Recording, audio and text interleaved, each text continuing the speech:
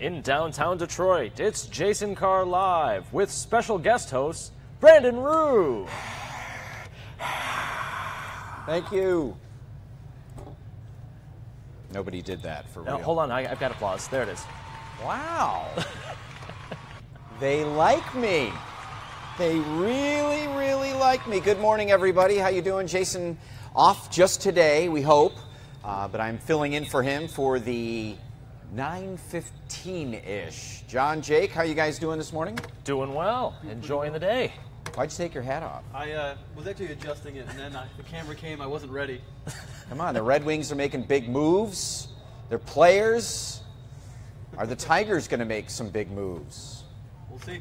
Is Justin Verlander heading to my Chicago Cubs? I asked my family in Chicago if they're hearing any buzz about that, and they said, not really. So I don't know if that's going to happen or not. But hi, everybody. Just want to say hi to Katie from Shelby Township. Good morning. Amy, we like Jason. I love Jason. Jason's sick, so you don't have an option. I'm sorry. Marion McGuire McDonald says, you're not Jason. That's true. Well, not even my middle name.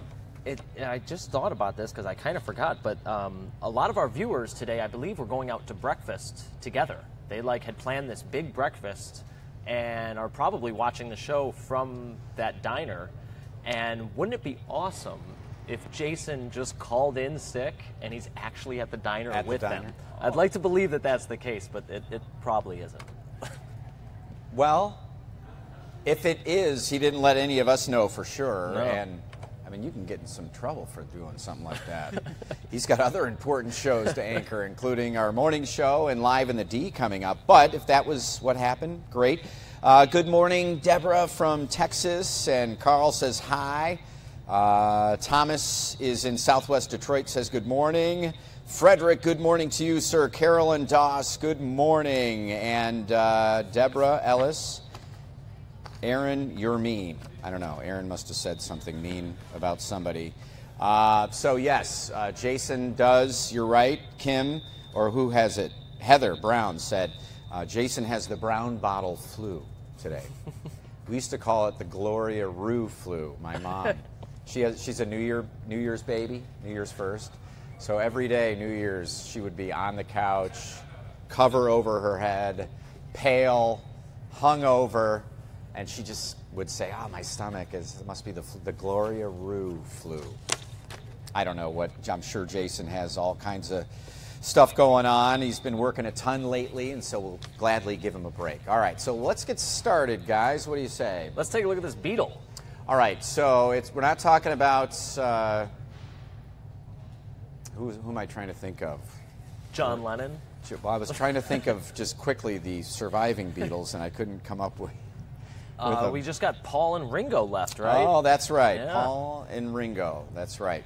Well, this is Spike the Beetle, actually, a real beetle, and he is somebody's pet who is reshaping the art world with incredible masterpieces. Spike is 6 months old. In human years, it's like 64. I have no idea if that's true.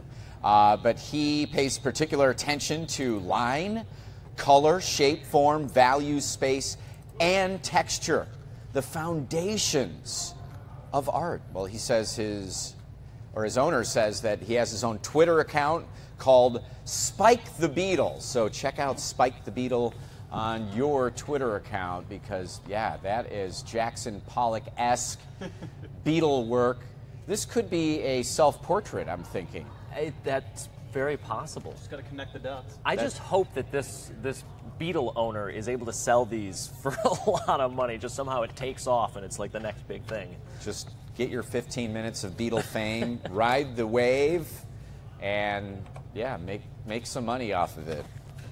Interesting. What do you all think? Anybody say, wow, that's amazing, Cody says. What's up, Cody?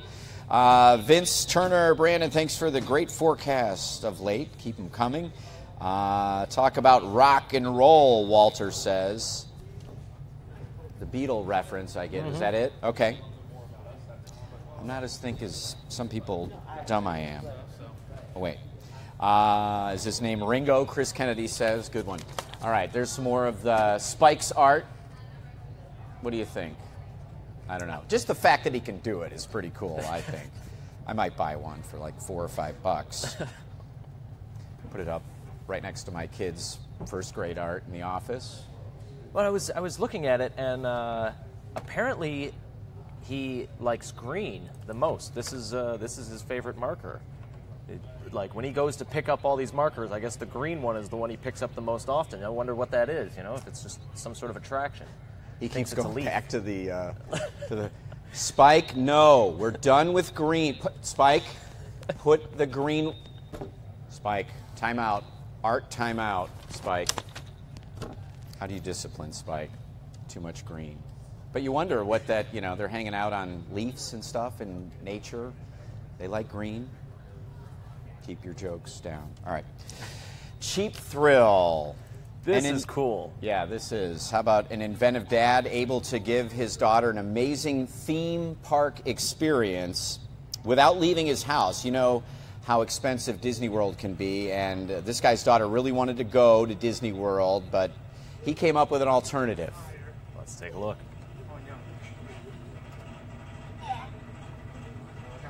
Oh, the most stressful part of a roller coaster ride right here.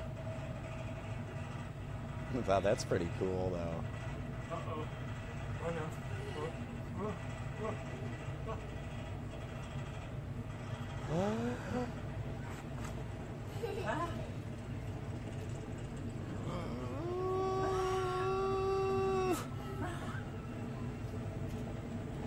Whoa.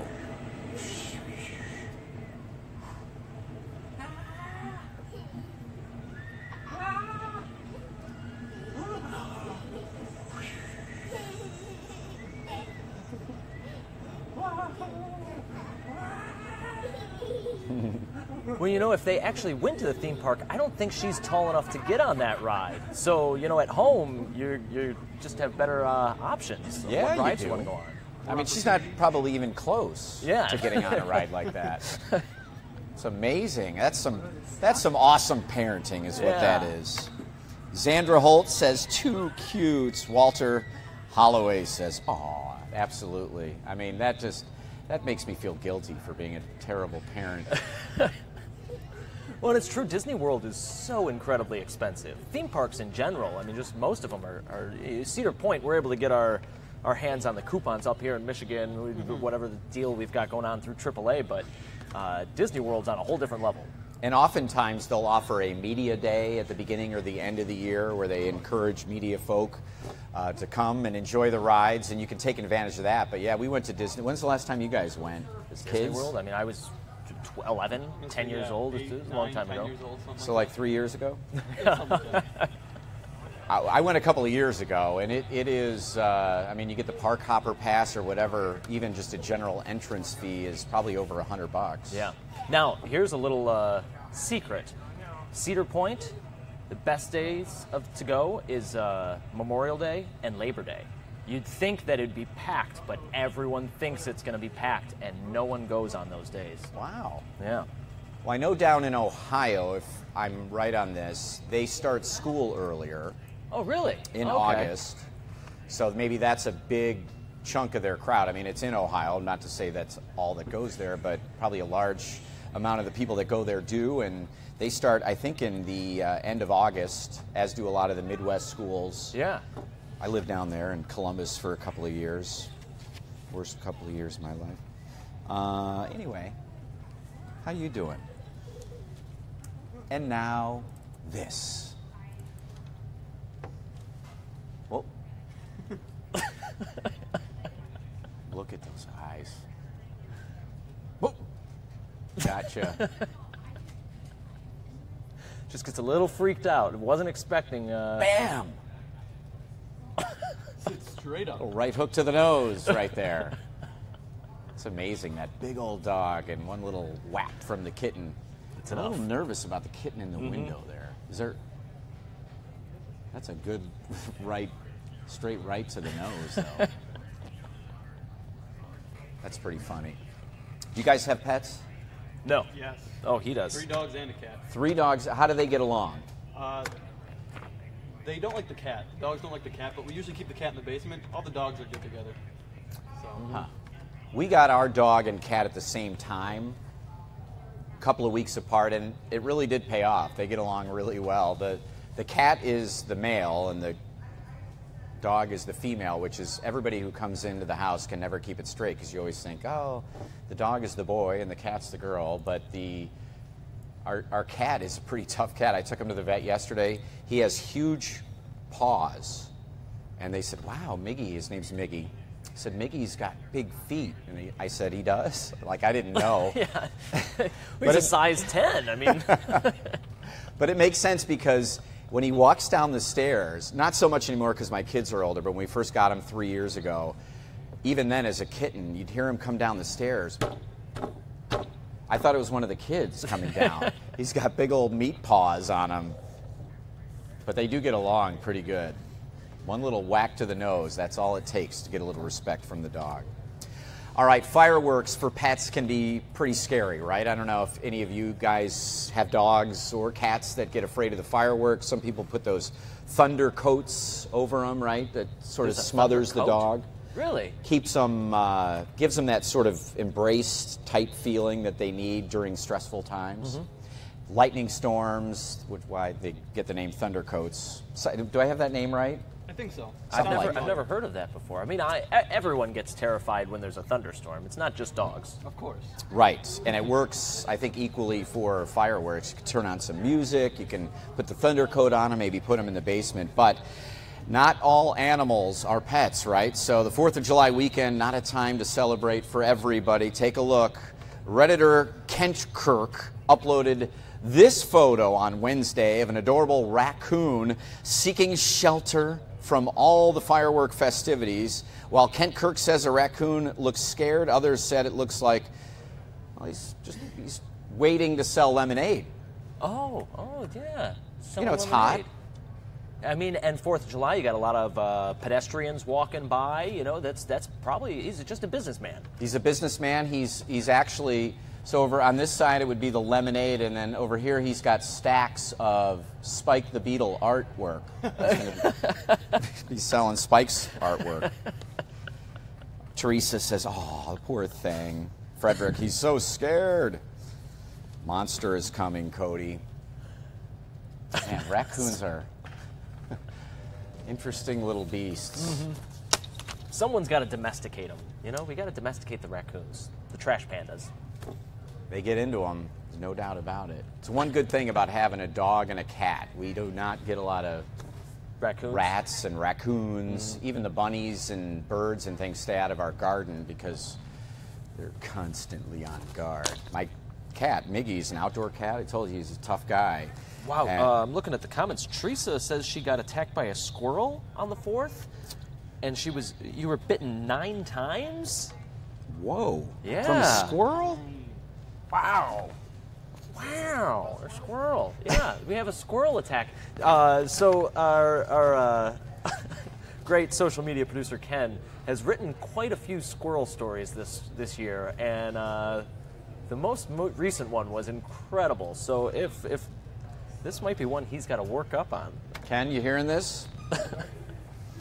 Squirrel attacked a woman here. I'm guessing she's local. What was her name again? Teresa Marie Clegg Salvaggio. Salvaggio. Oh, awesome. we like to have fun with the names. Yeah, Ken, she's in the comment section. She says she's got some info on her Facebook page. You may want to take a look. Yeah, cool. Yeah. I mean, not cool for well, you, I mean, Teresa. I'm curious. Salvaggio. Teresa, did you have to go, you get all the shots? I mean, I think you do, right? Yeah. You need to go get checked for rabies.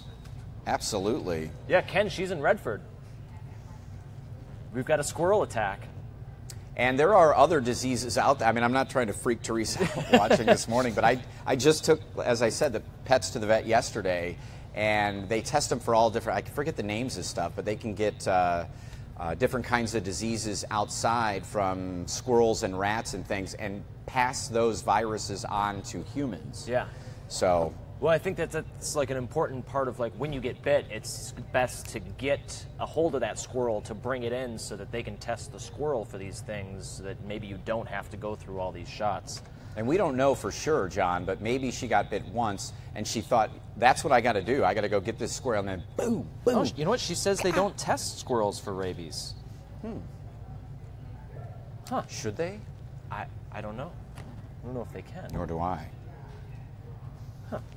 Cody says this should be breaking news. Squirrel attack. Squirrel attack.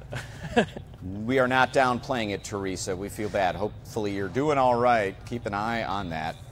Did you guys hear about this one? NPR tweets on the 4th of July. NPR sent out a series of tweets on Independence Day from the Declaration of Independence. Now, most of us have forgotten exactly what is precisely in the Declaration of Independence, but some people got the wrong idea of what they were sending out. It said, when in the course of human events it becomes necessary for one people to dissolve the political bands which have connected them with another, and to assume among the powers of the earth the separate and equal station to which the laws of nature and nature's God entitled them.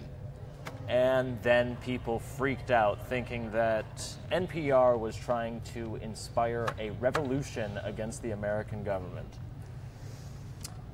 So I don't know what to think about that, because if I had seen those words, I would not have said, oh, that's the Declaration of Independence. Personally, I would not have recalled that from, ninth grade government.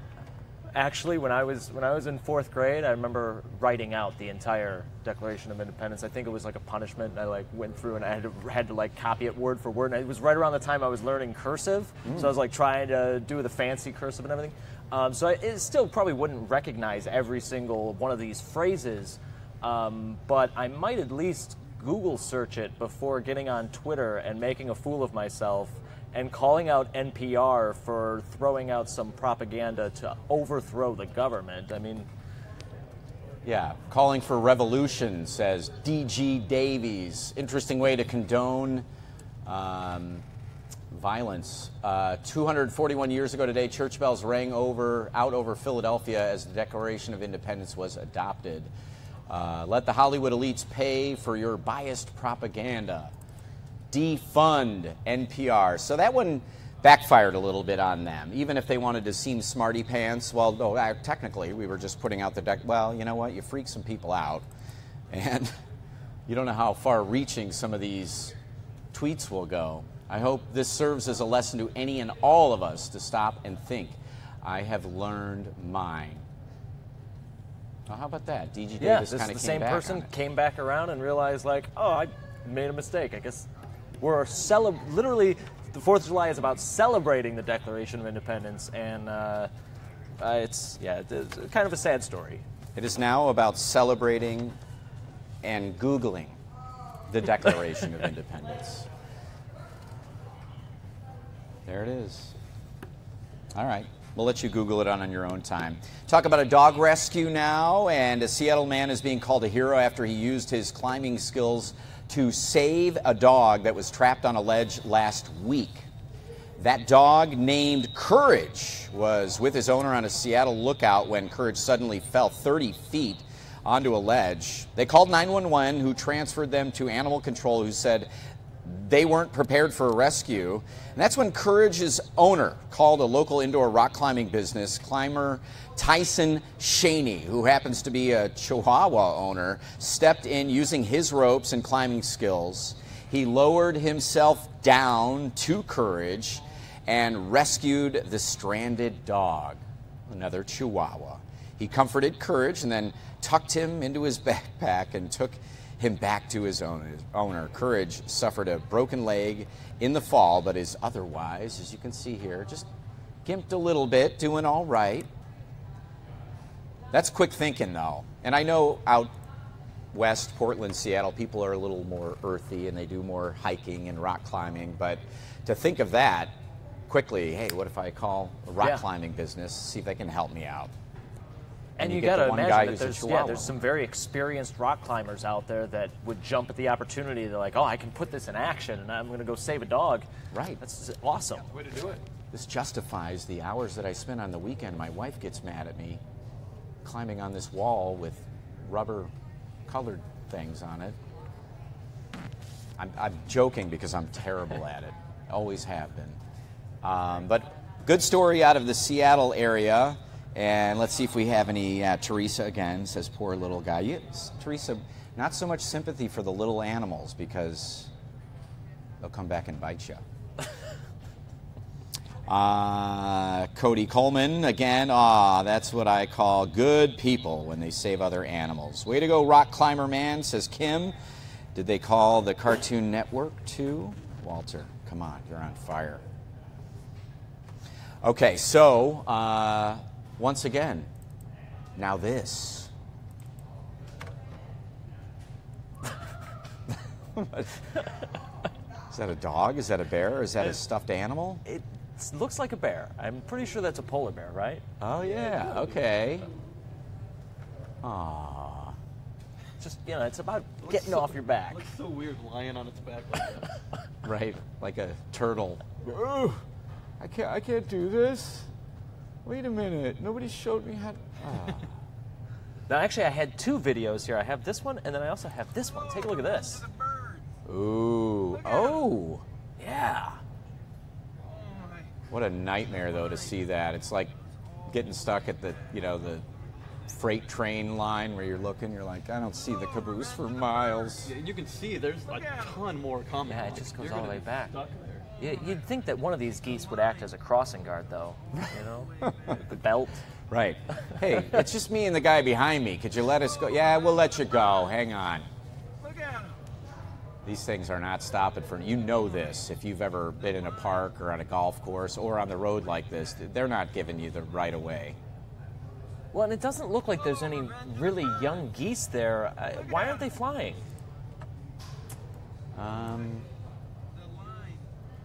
Why did the Canadian geese cross the road is basically what you're asking me? Yeah.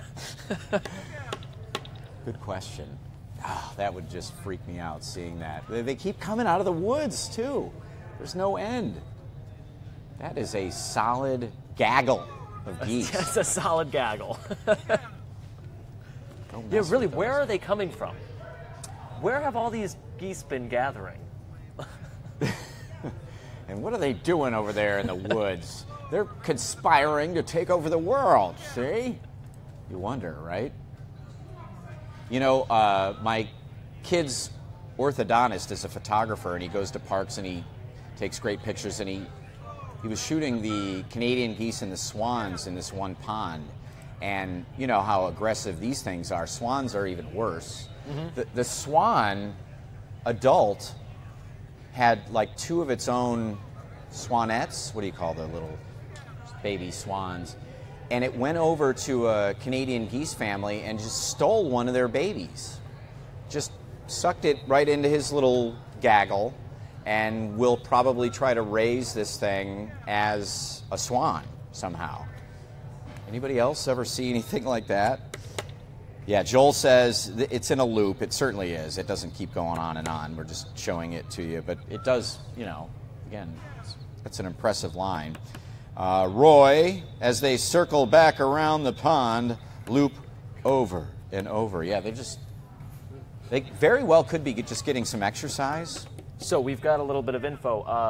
A male swan is called a cob. A female swan is called a pen. And the babies are cygnets. C-Y-G-N-E-T-S. Cygnets. So next time you're talking about swans, we'll have the proper terminology. Cygnets.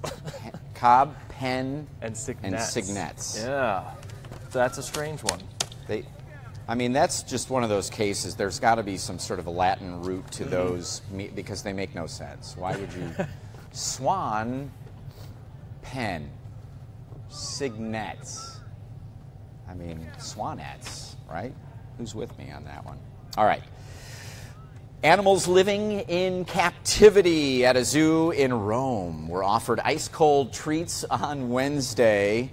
To help them cope with the high summer temperatures in Italy, a group of Brazilian coati were offered blocks of ice containing fruit, while a white tiger in a nearby enclosure was treated with block of cold meat. The zoo's vet believes the animals are also amused by such treats that they look like popsicles. Sometimes the treats are boosting vitamins or minerals for the animals, and when it's the case with medication and antibiotics, they can put into those meatsicles. Look at that guy. Do not mess. He's having fun with it, though. He put it in the water, which is going to melt it quicker, but it's a smart guy. Okay, what do we have here? Some sort of a lizard. And a little girl. Oh, there it is. The meatsicle. Meatsicles. Yeah, I don't have enough of them. Meatsicle. Pretty white tigers. I lived in Vegas for a few years, so I was there for the terrible attack. I wasn't in the theater, but I was living there when Siegfried and Roy had the incident with the tigers. Well, because they stopped doing those shows after that happened, right? No. Maybe they kept doing it? They kept doing it, wow. And boy, my memory is fading, but the one who got attacked badly actually rehabbed enough to come back and perform a little bit, but it's not still going on. I think shortly after they did stop doing it, because, you know, they're almost lucky it just had attacked the one performer and not gotten out into the crowd. Very easy. I don't know how you get back on stage with confidence after that's happened once. It just take once, you know? It would take one, and I would be, all right. 2 weeks' notice. All right, here. Moving on to a bouncy relative of mine, kangaroo at the Australian Reptile Park is finally out of the mother's pouch, and he cannot stop hopping around. Was diagnosed with ADHD. No, not really. My son is, so I'm not joking about that. He does. He's always constantly hopping, bouncing around. But the park's Facebook page posted this, saying, Jelly Bean, one of our kangaroo Joeys, ventured out of Mum's pouch for the first time today and is loving hopping around and stretching those legs. You can meet Jelly Bean and her mum these school holidays in our free-range kangaroo area. That was tape of the Australian zookeeper. That was not me. Great audio we got. Jelly Bean is probably the best name for a kangaroo. It's right? Perfect. That's great. It is traumatic, though, for those things to get out of the pouch. Mm-hmm. They often stay a little longer than they should. They don't know. They're like, oh, what am I? But to get out, and then you're like, what? This is what I can do? Bang, bang, bang, bang, bang. Oh, wouldn't that be cool if it made a noise? If there were like, Boing, boing, yeah, if there was a boing noise that came out of their knees. It was for real, so you could see him coming, or hear him coming. Cute little Jelly Bean. Let me see do we have any comments? Love the accent, Terry says. Thank you very much. Probably a little more English than Australian, although there's a mixture of a few things in there, but I watched The Wiggles with my kids as they were coming up, so I did learn a little Australian. Again, that was more English. Joey. Let's see. Chris Kennedy nailed it. He said, is that an attempt at an Aussie accent? It was. It truly was. But at least I got the guts to do it, huh? At least try it. But I pale in comparison, I know, to our Jasons, Jason Carr, Jason Colthorpe, who do great impressions. I do not. Except this one. No. All right, so kite boarder meets whale. How's this going to go down? So this is a kite boarder, caught some air. Ready? What's that noise? It sounds like it's the wind. Let me turn it up. Yeah, I don't know what that noise is. Must be the wind off one of those cables. Mm-hmm. Or somebody just screaming, whale! Oh my gosh, did you see that? Yeah. It's pretty awesome. Paula Tutman, kiteboarder meets whale. Here, Ready? Oh wait, do we have a slow-mo? So this is a kiteboarder catching some air Yeah, that whale came Oh, up wow. right as he was. Did he notice it? He did, yeah. You said, look, see. He's like, oh, my goodness. Right there. He probably thought it was a shark. Oh, my gosh. That whale has a headache. That whale has a... He probably thought it was a shark. Right. Because that's where your mind goes to first. First thing in the water, yeah. Yeah. It's got to be a First thing in the shark. water, it's gotta a be a man-eating shark. Yeah, a man-eating shark. Yep. Well, all except With a most thirst sharks are for human man-eaters, blood. I think, but anyway. Well, but they come up and they pop up like that, and they'll like just nudge you. So yeah, you think that, but whales. We're in their real estate, though. Yeah, we're Where is this again? This is the California coast. It's a humpback whale. So I can't remember if humpback feed on krill or if they're feeding on tiny little pockets of that. abalone or fish or something. He hit an island, a small island. He did. That's right. Cool video.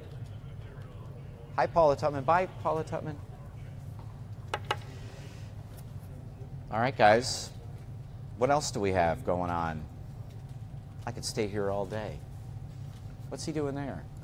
Smoking a cigarette. On the water? Is that what he's doing? I don't know. He's not really. He was showing off, and then he's like, Yeah. "Oh my God, what was that? I think it was a shark, dude." So we're just looking up things left and right back here. Humpback whales eat krill and what was the other? Small schooling fish. Okay. I think they just kind of swim with their mouth open, and I think stuff. Just Whatever swims goes their in mouth. there, yeah. It could be a human. They do. They've got. I was just watching this the other day. They get these huge schools together, and they'll feed on those schools all day. They go down, and they come up wide open. So this guy was coming up for a big bite, and then he sees Billy here, and he's like, "Ah, dude, I had a good mouthful." He totally ruined it, and he's just like, "Oh man, that was the best thing that ever happened to me." And the whale is like, "I had the lion's share there." Oh, But this is they'll go- interesting. Catherine says when I turned up the volume on that video and that high-pitched noise, her dog started barking. Yeah. Wow. Well, let's try it again. Record this.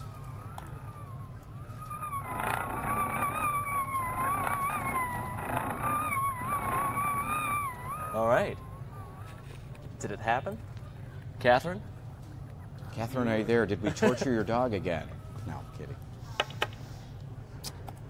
Was that Pinocchio shooting out of the mouth? Oh, good one, Roy. Love these lives. Gaouir. Gaur. Gaur? Gaur. Gaur? It's a pretty name for sure. I'm sure I'm butchering idea it. how to pronounce it. Tim said yes. Krill. Krill is what they are eating. Hey, Paula. Karen and Frederick said hello. What did Yeah. she say? My dog? I thought My I dad, saw. yeah, Terry says her dog sat up and looked around. Right on. That's Huh. a terrible noise. It is. It's like Jim Carrey in Dumb and Dumber. You want to hear the most annoying sound ever? All right, one good impression. Oh, righty then. All right, guys. So again, I'm done torturing you. Hopefully, this will be the last day of it. Jason, hopefully, will be healthy enough to come back to work tomorrow. But again, he's been working a ton lately, so perhaps he's bamboozled, perhaps he's a little sick. But Jason, if you're watching, we wish you well, brother. Come back and do this. You belong in this chair, absolutely, as your fans are saying. Cody says, bye, Brandon. See you later, Cody. And John, Jake, thanks, guys, so much Thank you. for having me on today. Hope we amused you for a few minutes. Hope you have a wonderful Thursday. And your forecast is coming right up. Stay classy, Detroit.